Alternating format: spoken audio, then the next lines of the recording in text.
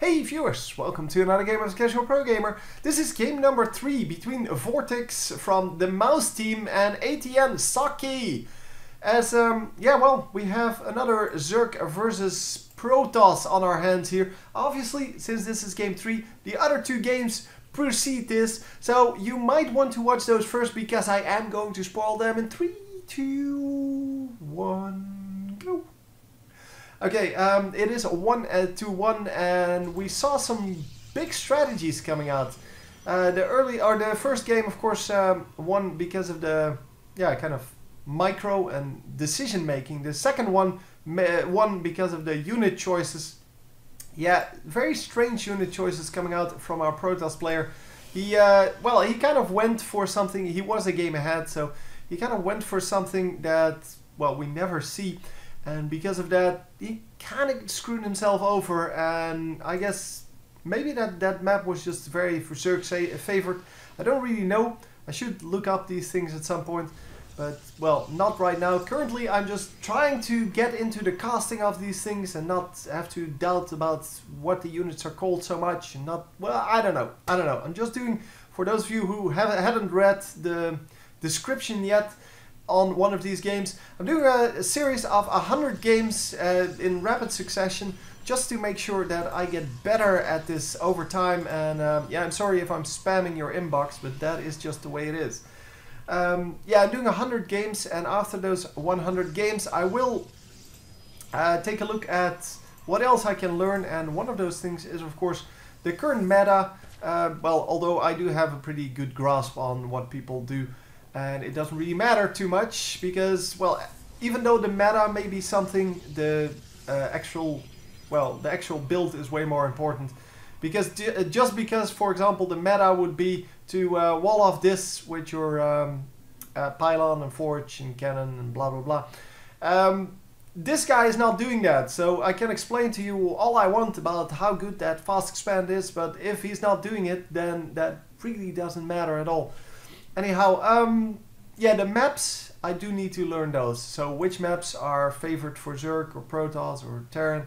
And yeah, therefore I could probably better explain why, for example, in the last game, the Protoss player went for those oracles. Because if it is Zerg favored, so if the map is Zerg favored, a cheese strategy is most of the time the best thing to do. So a strategy that would actually be, well, out of the ordinary.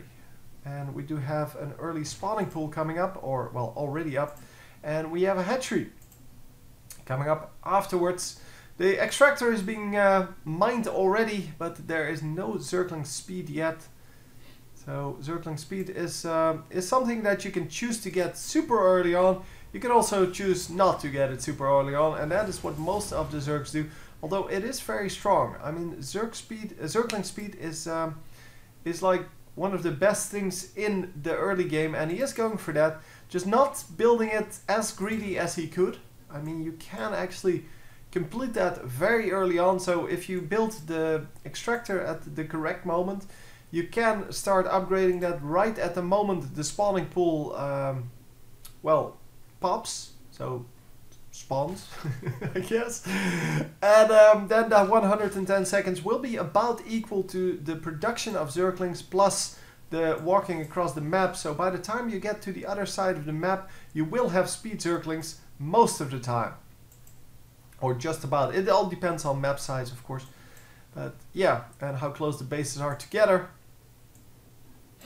But yeah, the speed Zerglings can, of course, run past a whole lot of things. They can scout a lot better, but they can also attack just better in those mineral lines, because you can just run around this kind of a setup. You can just run in and just kill stuff. Once again, not building the forge, I believe. No, does not have a forge. He is going for a non-forge build for the second time in a row.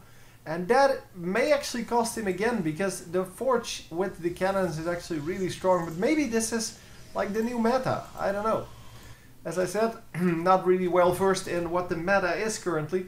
But I do know that the forge with a cannon behind your wall off is still very, very strong for a Protoss player to do, because it prevents the Zerglings from running in there and trying to assault your base. Last game we saw, of course, Hydralisk, and Hydralisk versus cannons. Yeah, the cannons will be defeated very, very easily, because the range is the same, and or almost the same. So the Hydralisk will just take out the buildings first and then mass on the cannon, and the cannon will take out one Hydralisk, and that is that's not very good, although it is almost cost effective. That's the funny part. So I will show you here Hydralisks. Hydralisks are 100 plus 50, so that's 150 resources, but gas is even more of a resource than minerals are. And then if you look at a cannon is 150 minerals, so that's also 150 resources. But as I said, since the gas is more valuable than minerals, because you can get as many minerals as you want, but gas is quite limited, because you can only put 3 of them, 3 workers on the gas mine, and yeah, therefore gas is more, well, you just don't get as much gas. And the big units, the good units, they all use gas. So we do have a forge out now, and we are going to produce some more pylons and robotics facility, and no cannon yet, so that's cool. He does have a void ray out. Okay. I was wondering whether that was a hallucinated void ray, but it was an actual void ray. Strange choice. Yeah, void rays are not commonly used. The phoenixes are very often used, because phoenixes can actually do very well, and we once again have those Hydralisks coming out. Hydralisks are of course very good against air units, and they're very good against these buildings, and once again it's a good thing that he didn't build the cannons. But as I said, cannons may actually be effective against Hydralisks, because you just need a whole bunch of them. But mineral-wise, or well, resource-wise, if you just have one Hydralisk taken out because of a cannon, so if you trade 1 for 1, it is already worth it. So it actually may be good enough. So let's see I don't know the range of the cannon, so we're going to have to wait until this cannon is up, and then I can actually see it. The range on the Hydralisk is 5 plus 1 if you upgrade it, so 6, and normally it is upgraded. I mean, that's kind of a no-brainer. The extra range on the Hydralisk is very useful. Wow, one of his buildings actually unpowered, and we do have range 7 on those. So yeah, they can definitely reach the Hydralisk. So the only thing is that they will die very quickly if you only have 1. But if you have like a whole range of them, which is not a bad thing against Hydralisk. It was a very good strategy in StarCraft Brood War, it still is. But yeah, if you just get more than 1, so build more of them, then you can definitely get some kills on the Hydralisk. And as I said, they're only 150 minerals, so it's not like they're super expensive. And they do have a nice amount of HP, they have a nice amount of damage, so all in all, good unit. It's just that they can't move, so that's why people prefer Stalkers. Because Stalkers only do 10 damage, but they do that 10 damage to the target of your choice anywhere on the map. Whereas the cannons, of course, are way harder to control. And they have to be stationary. So they are stationary. So, we are going in. Do we have a detector? It seems that we do not. So no what's it called, observer coming out yet. He is building Colossi, and the Colossi are of course very good against the Hydralisk. They have a larger range. They have range 9 when upgraded. I think range 7 or 6 or 7 when it's not upgraded. But it is already upgraded, and that of course makes that he can do the first shot on the Hydralisk before the Hydralisk can actually attack the Colossus. And that is awesome sauce. It also means that the Colossus can just stay out of range. Oh, the air unit's coming in though.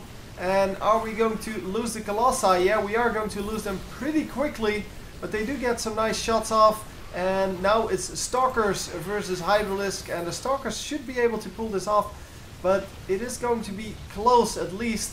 the lift off from I forgot what I called it, the graviton beam. Yeah, the graviton beam doing work there, and well, the Phoenix is just being useful at picking up some Hydras. The Hydras are of course not going to be able to shoot when they're in the air, so even if you don't kill them straight away, they are still going to be well, disabled for a few seconds, and that can actually be good enough, and he might actually do enough damage here. It is going to be close though. Of course, the Zerg had a much shorter supply route, even though there's a pylon over here. But much shorter supply route means that he can actually win the fight every time, as long as they're just about equal. The minerals lost more for the Zerg, and he does have an extra base up, so it shouldn't matter. There is an extra base coming up now for the Protoss player as well. But the Zerg player, yeah, they have more income in general. So they're going to lose some more... oh, he actually doesn't have more income here. But they're normally going to lose a little more resources, but they also have an extra base up. That's kind of the point of being Zerg. And because of that, the resources lost don't really mean that much. Also, the units lost, of course, doesn't mean anything, because with the Zerglings being 2 for 1, so basically being 2 for 50 minerals, yeah, if you lose one, it doesn't really matter. And the same goes for, or no, sorry, the opposite goes for the Zealots. Zealots are 100 minerals each, so you have to kill 4 Zerglings for 1 Zealot, and the Zealot is the cheapest thing in the arsenal of the Protoss player. So which means that if we look at the units lost again, and we see that units lost is only twice as much for the Zerg player, then yeah, it may actually be in his favor. Because, well, of course he lost a lot of Hydras, and Hydras are not Zerglings. But for the Zerglings, as I said, it's a 4 for 1 ratio that you need to maintain as a Protoss player. Because otherwise you're falling behind. Of course the Hydras, yeah, that's a whole different story. Hydras are expensive. 100 minerals, 50 gas. And yeah, they're also more effective in combat. Of course, they're not as much of a suicide unit, which you can just throw in and hope that it achieves something, because that's basically how you use these Zerglings. And here we go, we are going in. We are thinking of going in, but we are still building Corruptors. We have 5 Corruptors, that should be enough to take out one of the Colossi in the battle early on, but not the other 2, because you need about, I think, 10 of them to make an effective stand here. He is building more and more and more of them, and there are still, yeah, 2 more came in, so and we are going to get some more. So the Colossi will go down pretty quickly. One of them goes down, but he still has 2 remaining, and those 2 are going to do massive damage on this army if it stays together. And of course, if it doesn't stay together, then, well, the Stalkers plus Void Rays are going to take out those pesky Corruptors. And yeah, there you see it. The Corruptors go down very quickly, and he could not make this work. Once again, a strange unit choice with these Hydralisks, but yeah, I guess also a strange unit choice with the Void Rays.